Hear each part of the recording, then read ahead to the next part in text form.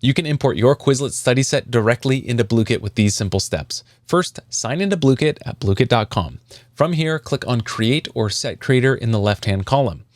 Then add your title, description, and select Quizlet Import before selecting Create. From this pop-up, select Your Quizlet. This will open up a new tab and prompt you to log into your Quizlet account. Once you're signed in, find and open up that Quizlet set that you want to bring into Blooket. Once here, click on the 3 dots in the bottom right-hand corner, and it should be just to the right of the owner's name. You should see an export option in this menu.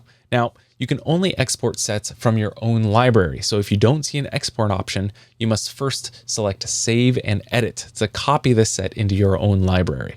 Once you've copied it, you will now see that export option in the 3-dot menu. Once you've clicked on Export, a window will pop up. Leave the settings as default and select Copy Text. Then navigate back to that Blooket tab and press Next Step.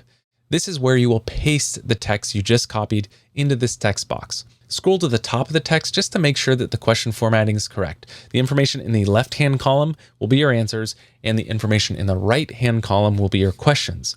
If you wish to flip the questions and answers, then just check that box for that option.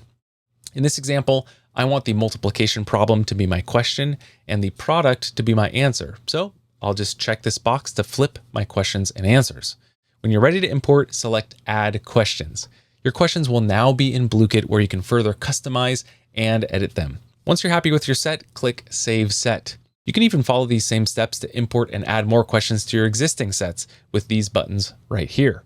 And did you know that Blooket has over 20 million question sets that you can host games with? To learn more about discovering and hosting games with public sets, click on this playlist to learn more. Or you can watch this playlist to learn more about duplicating, customizing, and organizing your question sets.